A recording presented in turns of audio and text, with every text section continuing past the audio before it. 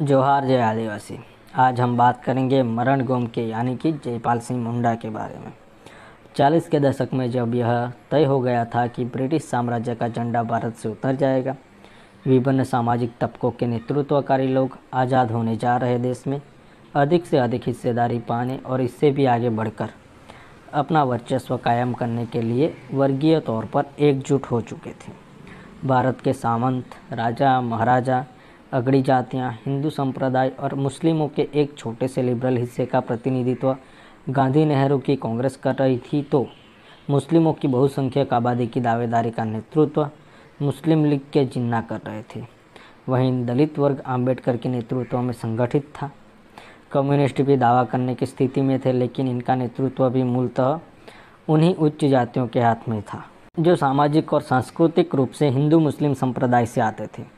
इसलिए मुख्य तौर पर और सामाजिक वर्गों के रूप में अगड़े हिंदू, अगड़े मुस्लिम और दलित ही नए भारत के राजनीतिक केंद्र में थे। ब्रिटिशों के बाद सत्ता पर अधिकार का यह द्वंद्व इन्हीं तीनों के बीच था और ये तीनों ही वर्ग, जिनका जीवन दर्शन मूल रूप से एक था, धर्म को छोड़कर आपस में कोई सांस्कृतिक विभेद नहीं था, एक ही आर्य नस्ल के थे, के बीच आज़ाद होने जा रहे भारत के नए ताज को पाने का गोतियारी झगड़ा चल रहा था।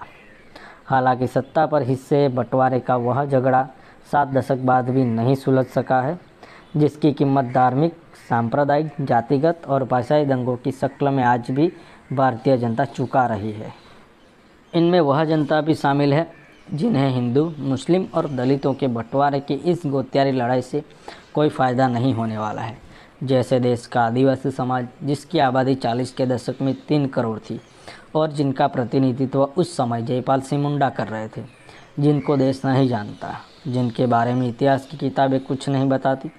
सारे अध्ययन, शोध, विमर्श और लेखन, चाहे वह सामाजिक, राजनीतिक या फिर साहित्यिक हो, गांधी, नेहरू, जिन्ना और आम्बेडकर पर ही शुरू होते हैं और इन्हीं पर ख़त्म भी हो जाते हैं।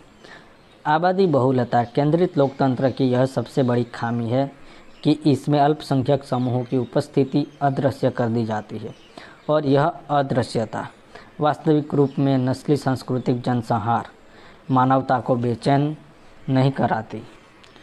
यह कैसी विडंबना है कि 40 के दशक में 3 करोड़ रहे आदिवासी, जो आज करीब 12 करोड़ हैं, वे अभी इन तीनों सामाजिक वर्गों की आपसी लड़ाई में पिस रहे हैं।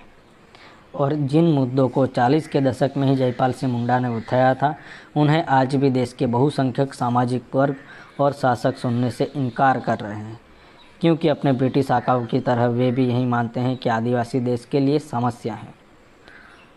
कौन है जयपाल सिंह मुंडा? इनका भारतीय स्वतंत्रता और नए भारत के निर्माण में राजनीतिक, बौद्धिक योगदान क्या था? वे जिस आदिवासी समाज का प्रतिनिधित्व कर रहे थे, उस समाज की आकांक्षाएं क्या थी? इस बारे में आज़ादी के 70 साल बाद भी इतिहास चुप है।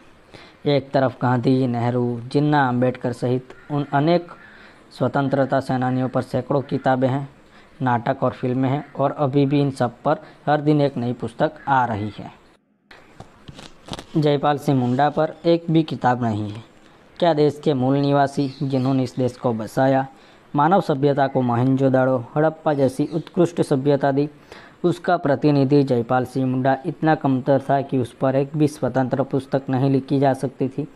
और यदि वह औपनिवेशिक भारत के प्रथम स्वतंत्रता कामी समुदायों का वारिस था, जो ज्ञान, सृजन और संघर्ष के हर मोर्चे पर अव्वल था, विलक्षण प्रतिभा का धनी और नेतृत्व करता था, तो फिर वे कौन से कारण हैं जिनकी वजह से उसकी इस कदर उपेक्षा की गई? हालांकि अखिल भारतीय स्तर पर उपेक्षा के बावजूद जयपाल सिंह मुंडा को क्षेत्रीय स्तर यानी झारखंड के समाज, इतिहास और राजनीति से डिलीट कर पाना शासक वर्ग के लिए मुमकिन नहीं हो पाया, क्योंकि झारखंड आंदोलन के सतत तूफानी प्रवाह ने जयपाल सिंह मुंडा के नेतृत्व और उनके योगदान को कभी भी अपनी ऐतिहासिक संघर्ष चेतना से विस्मृत नहीं होने दिया। फिर भी बहुसंख्यक समाज और शासक वर्ग ने झारखंड में भी जयपाल सिंह को हाशिए पर डालने की हर संभव कोशिश की। उनके बारे में झूठे प्रचार किए गए, मनगढ़ंत कहानियों से उनकी छवि धूमिल कर की गई। कहा गया कि उन्होंने कांग्रेस से मिलकर झारखंड आंदोलन को दगा दिया। कांग्रेस ने उन्हें ईसाइयों का एजेंट बताया तो कम्युनिस्टों ने कांग्रेस का दलाल घोषित किया। किसी ने भी तथ्यों की तह में जाने की कोशिश नहीं की कि आखिर सच्चाई क्या थी। क्या वे वाकई में ईसाई हो या फिर कांग्रेस द्वारा झारखंड आंदोलन में आरोपित किए गए थे अलग झारखंड की मांग अथवा देश की तीव्र होती आदिवासी आवाज़ को दबाने के लिए। यह कितनी हैरत की बात है कि झारखंड आंदोलन में कूदने से पहले और देश के संविधान निर्माण सभा में लाखों आदिवासियों के लिए निडरता से दहाड़ने वाले जिस आदिवासी ने देश के लिए ICS छोड़ी, जिसकी कप्तानी में भारत ने पहला हॉकी का ओलंपिक स्वर्ण जीता, जिसने अफ्रीका और भारत में के कॉलेजों में अध्यापन के दौरान अपनी शिक्षकीय योग्यता से प्रभुसत्ता वर्ग को प्रभावित किया, जो गुलाम भारत में किसी ब्रिटिश कंपनी में सर्वोच्च पद पर काम करने वाला भारतीय वह भी आदिवासी था, जिसे पढ़ने के लिए भारत के राजा रजवाड़े लालायित रहते थे, जो ऑक्सफोर्ड से अर्थशास्त्र में गोल्ड मेडलिस्ट था, हॉकी में एकमात्र भारतीय ऑक्सफोर्ड ब्लू खिलाड़ी था और जो कॉलेज के दिनों में विभिन्न सभा सोसाइटियों का नेतृत्व करता संयोजक अध्यक्ष था। उसे इस लायक भी नहीं समझा गया कि उसकी चर्चा हो, उसको याद किया जाए और भारत के संविधान के इस संकल्प को साकार किया जाए कि यह देश सबका है। साथियों, हमारे इस चैनल जोहार भारत में आने वाले समय में आदिवासी समाज के जो प्रमुख नेता हैं उनकी बातें की जाएगी, आदिवासी समाज का जो इतिहास है उनकी बातें की जाएगी, आदिवासी समाज की जो वर्तमान परिस्थिति है उसके बारे में भी चर्चा की जाएगी।